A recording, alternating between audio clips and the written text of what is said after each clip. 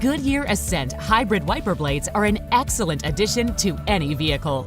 This brief video will take you step by step through their installation on vehicles with hook wiper arms.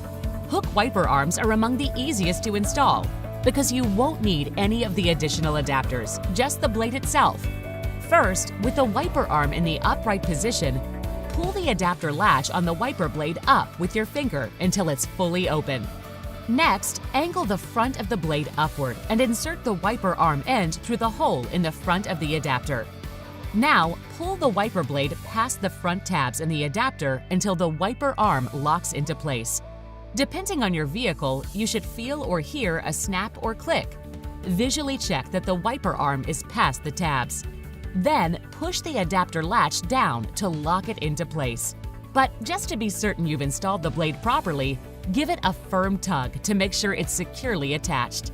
Lastly, if there is a plastic protector over the rubber, slide it off the wiper blade and that's it. You're done.